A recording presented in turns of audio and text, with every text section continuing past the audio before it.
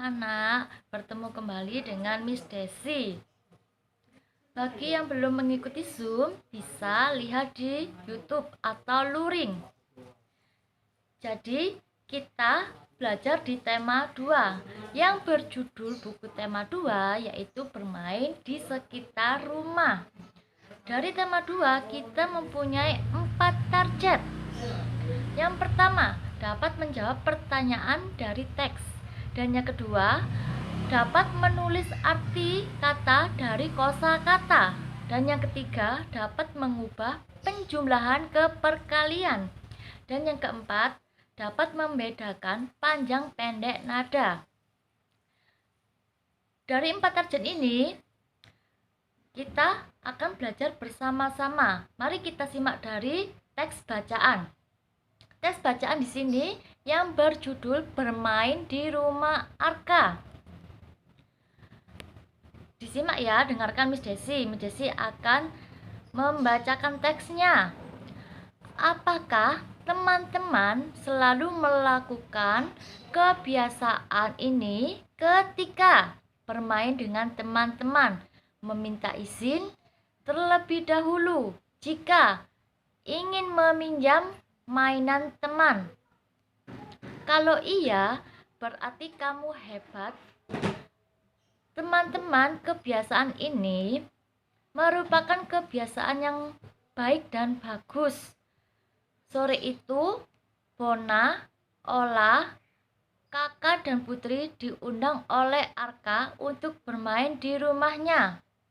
Ola membawa mainan rumah-rumahan yang baru dibuatnya. Kemudian, Kakak tidak lupa membawa mainan mobil-mobilan untuk bermain di trek mobil-mobilan milik Arka.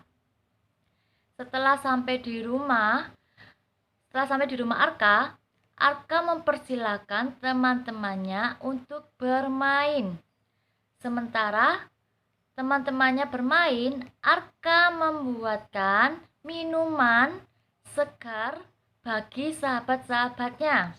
Tiba-tiba, Kakak menemukan mainan helikopter milik Arka. Bona sudah mengingatkan kepada Kakak, tidak mendengarkan. Akhirnya, karena tidak hati-hati, helikopter milik Arka tersangkut ke pohon. Wah, Arka pasti marah. Ternyata Arka tidak marah dengan kejadian itu, karena Arka anak yang baik hati. Dari teks tersebut, apakah kalian memahami? Jika belum paham, bisa kalian bertanya. Jika sudah paham, kita lanjut memahami. Dari pemahaman teks di atas, ada 5 pertanyaan. Pertanyaan pertama, apa judul dari teks di atas? Ayo, apa judulnya? Bermain di rumah Arka. Pertanyaan yang kedua, siapa saja yang bermain ke rumah Arka? Siapa saja? Ada Bona, ada Ola, ada Kakak, dan Putri.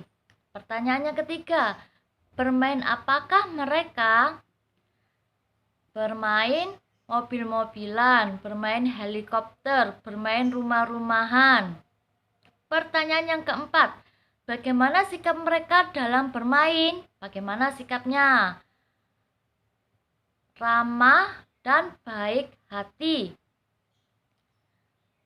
Kalau kita bermainnya cemberut, berarti tidak baik hati dong. Berarti kalau kalian bermain dengan teman-temannya, itu dengan ramah dan baik hati, tidak boleh marah-marah. Yang kelima, kita lanjut ya. Mengapa harus meminta izin sebelum meminjam barang milik orang lain? Mengapa harus meminta izin? Karena jika permainannya tersangkut, yang memiliki permainan itu tidak akan marah. Seperti Arka. Arka tidak marah dengan kejadian itu karena Arka anak yang baik hati. Jadi nomor 5, mengapa harus meminta izin? Supaya dengan adanya permainan yang tersangkut, Arka tidak marah. Kita lanjut ya. Sekarang kita menulis kosakata. Di sini ada 3 kosakata. Ada izin, helikopter, dan marah. Izin berarti meminta izin. Kalau helikopter itu benda yang bisa terbang di udara. Kalau marah itu hati yang iri atau dengki. Kita lanjut, memahami. Menyebutkan benda-benda yang dapat digunakan untuk bermain. Sebutkan benda-benda yang dapat digunakan untuk bermain. Seperti teks di atas ya, ada helikopter, ada rumah-rumahan. Terus apa lagi? Ada mobil-mobilan. Nama bendanya itu mobil-mobilan, rumah-rumahan, helikopter. Dari 3 bentuk benda tadi, bentuknya apa? Dari nama benda tadi, bentuknya seperti apa? Kalau rumah-rumahan berarti bentuknya persegi 3. Kalau helikopter, bentuknya apa? Lonjong. Kalau mobil-mobilan bentuknya apa? Persegi panjang. Jumlahnya bisa kalian hitung. Misal, kalian mempunyai rumah-rumahan 3, berarti jumlahnya 3. Jika kalian memiliki rumah-rumahan mobil-mobilan 2, berarti ditulis jumlahnya 2. Jadi kalian mempunyai mobil-mobilan 2, berarti jumlahnya 2. Kalau sudah, kita lanjut ke penjumlahan, dijadikan perkalian. Di sini ada contoh soal. Setelah puas bermain, Bona pulang ke rumah untuk menghitung seluruh mainan miliknya. Bona menemukan 5 kotak berisi boneka panda. Tiap kotak berisi 7 buah boneka panda. Mari kita hitung bersama-sama. 5 kotak dikali 7 buah panda sama dengan titik-titik buah boneka panda. Kira-kira berapa? Berarti 5 dikalikan 7. Ayo, berapa 5 kali 7? 35. Mungkin kalau yang sudah di share Miss Desi bisa dilihat di situ juga ada kotak. Di sini ada 5 kotak. 5 kotak yang satu kotak berisikan 7 buah panda. Bisa dilihat ya di sini. Kalau sudah, kita lanjut ke berlatih. Ayo berlatih. Di sini ada 3 kotak buah nanas. Yang artinya satu kotak berisikan 7 buah nanas. Berapa jumlah nanas semuanya? Mari kita hitung bersama-sama.